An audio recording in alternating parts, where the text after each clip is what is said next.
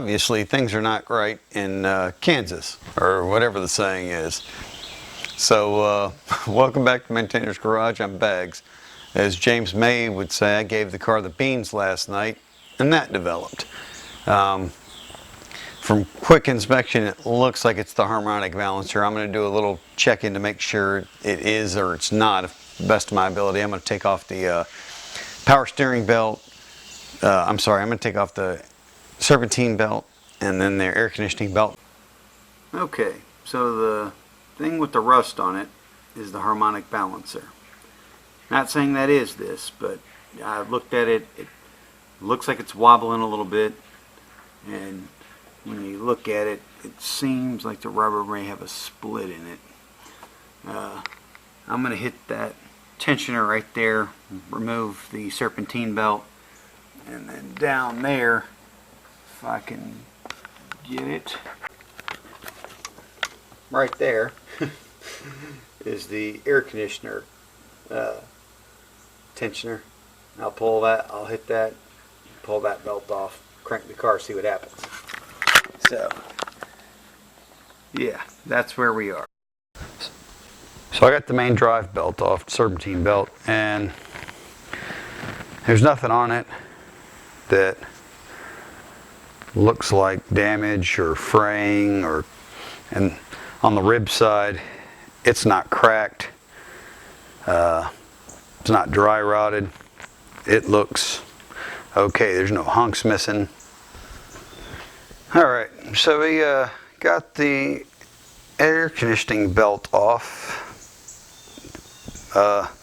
Nothing wrong with it. So I was getting ready to put the AC compressor belt back on, and I just decided to go over everything one more time. And luckily I grabbed the crank pulley. I'm sorry, the crank pulley bolt. It was loose. Like, loose. So that's my problem. I might need a new harmonic balancer. I might be able to tighten it back up. I'm not exactly sure. I'm going to start looking into that. My track weekend in 10 days is not looking so good. Okay, sports fan, so clearly the car's in the air. I've got the wheels off. I'm sort of hustling, or I'm trying to hustle through this, and thus I'm having to stop and be like, oh yeah, let's, show people who might want to do this in the future, help them out. So obviously I got the car in the air, got front wheels off. I'm disconnecting the tie rod ends from the knuckles.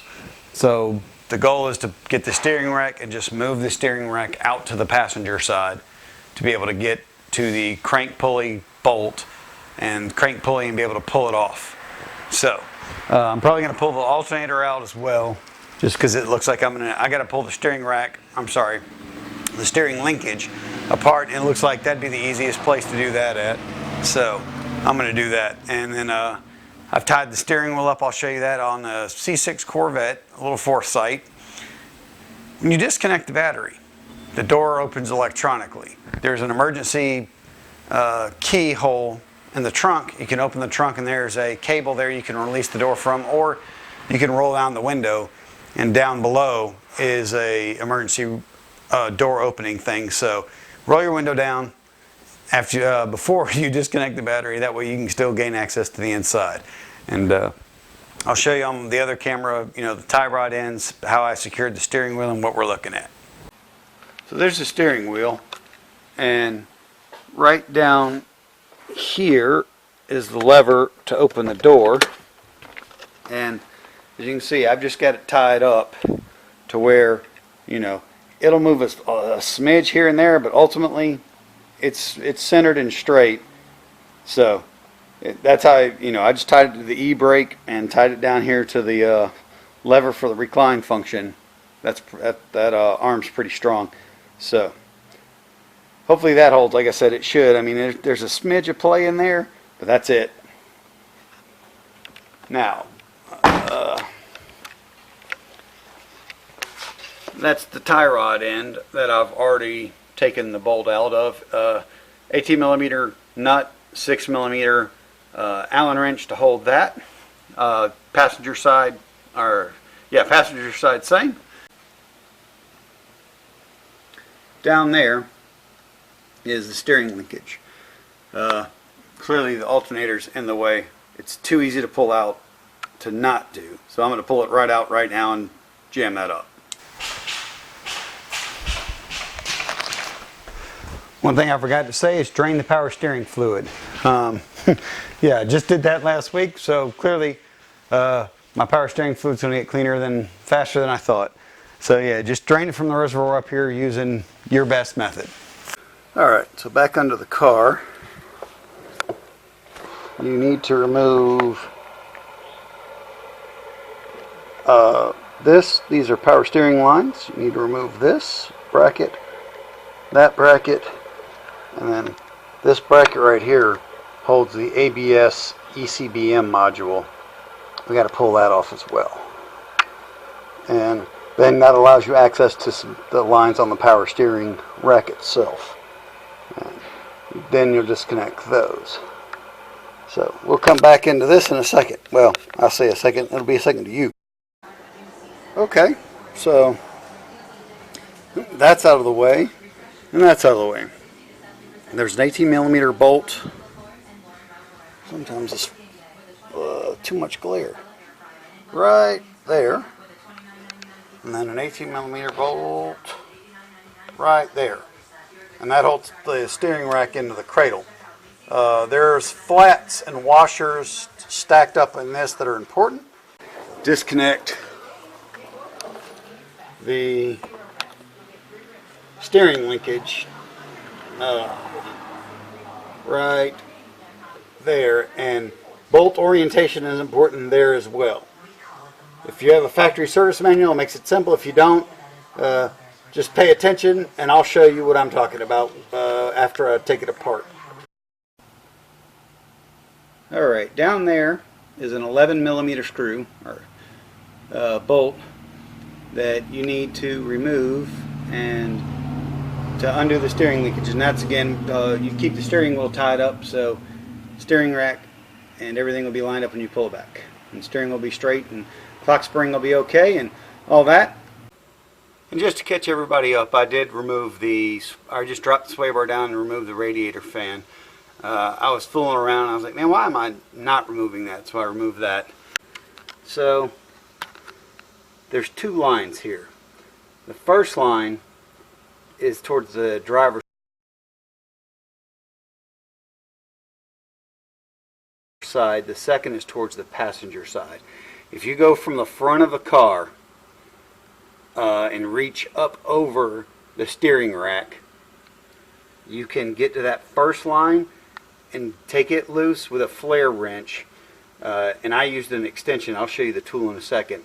And then what I was able to do, you get that inboard line, or the one towards the passenger side, off first, then you can move it around, and then you can get to this line right here that's on the driver's side, straight from the driver's wheel well with just a standard wrench. That's the crow's foot is what I use to get that first line on the passenger side. And once you break it free, it only takes about, I would say, maybe one full turn, and then you can start pulling it out by hand, loosening it off by hand. Okay, so we got the rack out of the way, and yeah, it's going to look like a giant, yeah, but it's out. And so I've got a Chrysler 3-gear puller on it, or 3-teeth puller on it, and I actually have a 17mm socket inside on the center, and tighten it all up, and I'm pulling it off right now. So that's how I'm doing it. Alright, so I've got the old hub off, the ATI one torn apart or open out of its box, ready to be assembled. Reading the instructions, you got to read them very carefully. First things first, it's 3 pieces. This is the AC pulley, so it goes in the back. This is the hub for these 2 parts, and this is the forward pulley. The AC pulley, you want this cutout section to be at the engine block. This raised lip you want facing this, and then this faces outboard. Step number 1 in the instructions tell you, and I'm hoping I can do a good job. There's a little dimple on here, and it tells you to line that dimple up with that offset hole. It says it clearly as day, step 1. So if you want to assemble this, that's what you have to do. You have to find that dimple and this offset hole, and those must be, because this had, if you see that little dimple there, if you line that dimple up to that, it'll be good. And so you put this down on that with those aligned as best as humanly possible. And you want to just make sure all your holes are lined up. Alright, so I think it's close enough, and when you look at these fasteners for the LS 1, 2, 3, I'm assuming the 3 as well because that's what the instructions say, you'll notice you have, checking up my work area, you'll have these small fasteners and the long fasteners. You have 3 long ones. If you look, it's there, there, and there. It's the 3 middle of this. So you'll have 2 short fasteners, long fastener, 2 short, long, 2 short, long. And hopefully that came through on the camera. And so as you get it snug, you can start 2 of the smaller fasteners 180 degrees apart. So it's a 40 tip, and again, it's just about, getting this, walking it down to get it fully seated. And I'm going to pull these back out once it's fully seated, because you got a torque and Loctite to put on. Alright, so I got those 2 out. I just stuck all 4 of these in, and again I keep checking the angle. Yep. Okay, so alright, so I pulled those 2 out, stuck all 4 of these in. I've got to put some blue Loctite on all of them, and then they get torqued to 16 foot-pounds.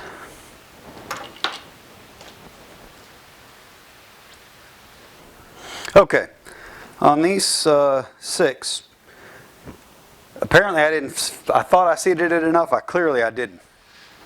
As I started torquing them, I'd hit my 16 foot-pounds, stop there, go across. They kept pulling it down more and more and more. So clearly it was not fully seated when I did it the first time, but again, using a torque wrench, 16 foot-pounds, just star pattern, just kept working it, getting it down.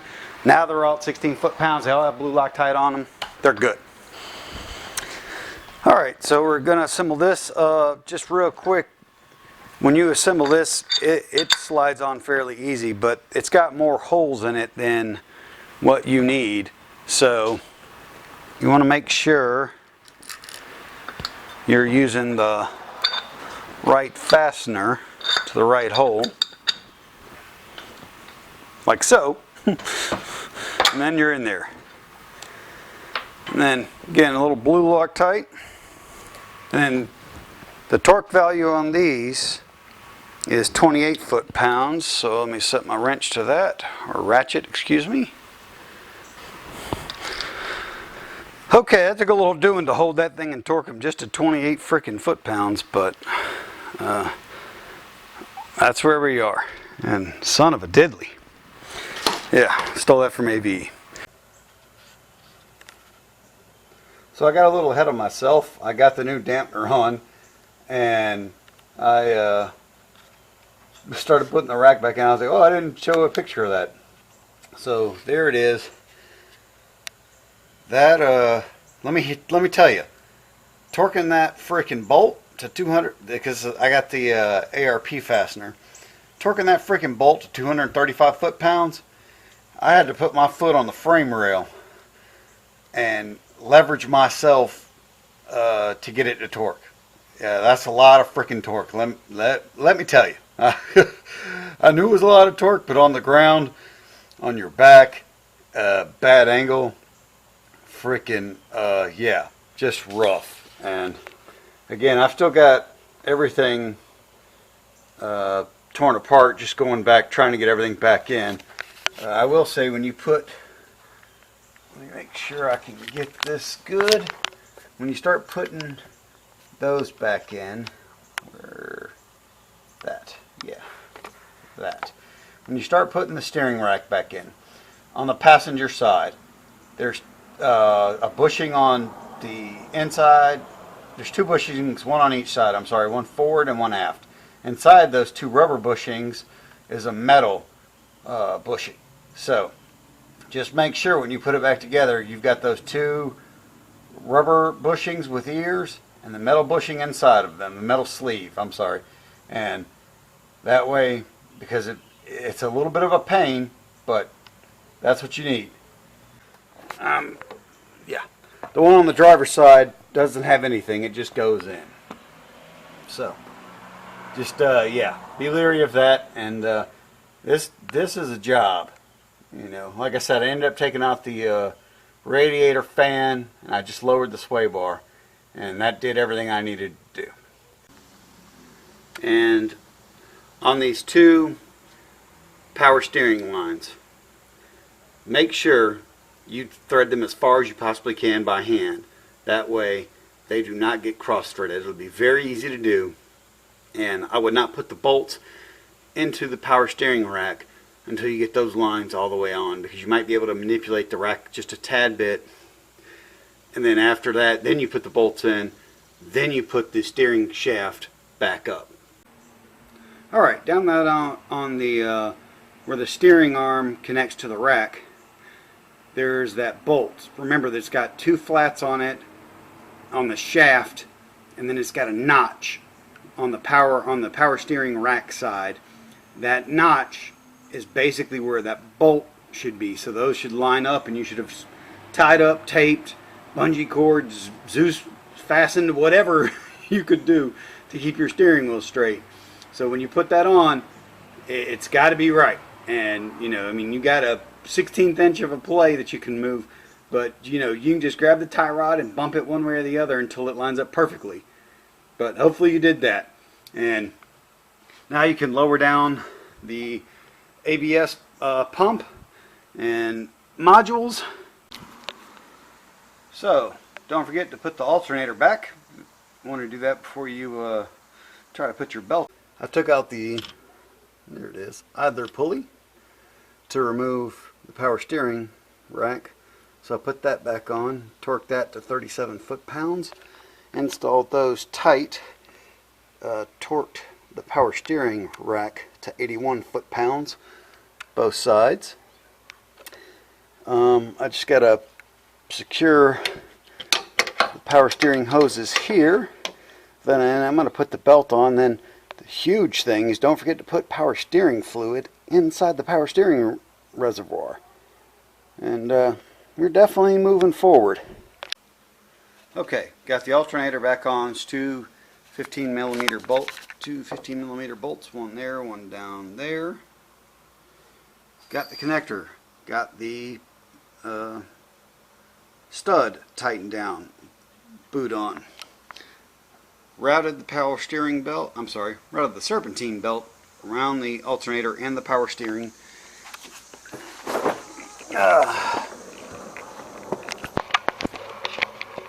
Routed it down here, got it squared away, looked at it and made sure it's on every rib. Everything's where it's supposed to be, on the other pulley, on the water pump, on the belt tensioner, on the crank pulley. Again, power steering, check the AC pulley, the AC tensioner, and the crank pulley. Again, double checked everything. Tighten down this power steering line right here. Two 10 millimeter bolts. So, alright, so we got the tie rod ends tightened down, and spraying some brake cleaner around here, trying to clean some stuff up. on the sway bar. You want to loose install it. Once you get the weight on the suspension, then you can install the sway bar fully. Here's everything back together. So there's everything back together. I've filled the power steering fluid to the cold mark. I did not take it lock to lock. I just turned the wheel about 6 times left to right. I didn't bottom it out. And then now we're going to turn the car on, let it idle, let it catch up with the power steering fluid, rotate the wheel a few times, and turn it off, check the level.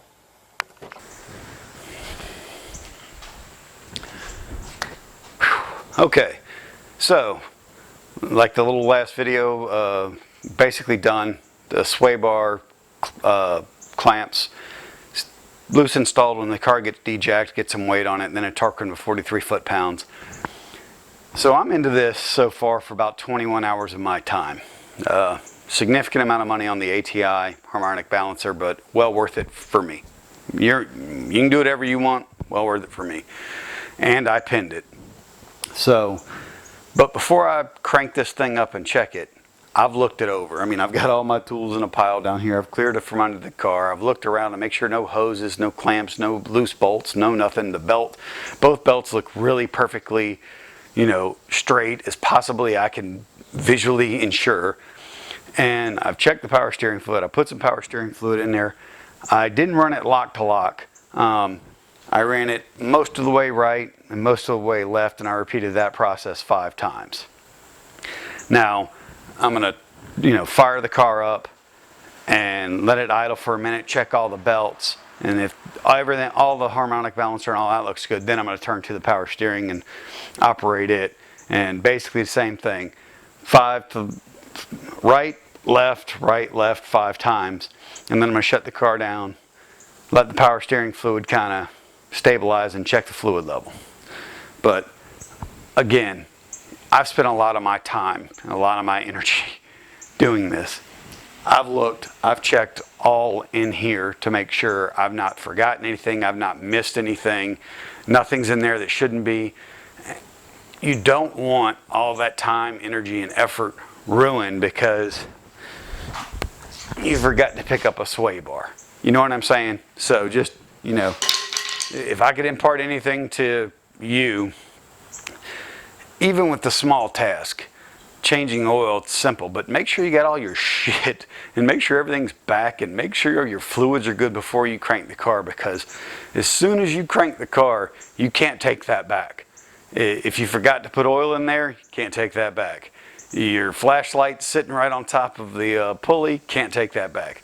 So it's worth, even if it takes you 5 minutes, it's worth the 5 minutes. Again, I just spent 20 hours. I'll give it 5 minutes to make sure I don't F it up. Anyway, I'll get off my damn soapbox. All right, let's fire this thing up. All right, here's hoping.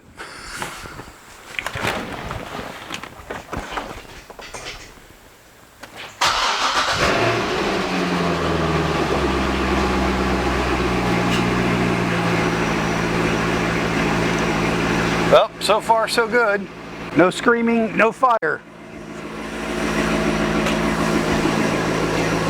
And now I'm just gonna get my little flashlight, look around. All right, so I'm gonna just keep letting it idle. What I'm gonna do is I'm gonna let it idle, let the car get up to, I won't say operating temperature, just semi-warm. I'm gonna give it a few revs, make sure everything's all right, but it looks good. Power steering, no leaks. Belts look great. Obviously no freaking squealing. So far so good. So thanks for watching Maintainer's Garage. Hope you have a good day. So far I've had a pretty damn good one.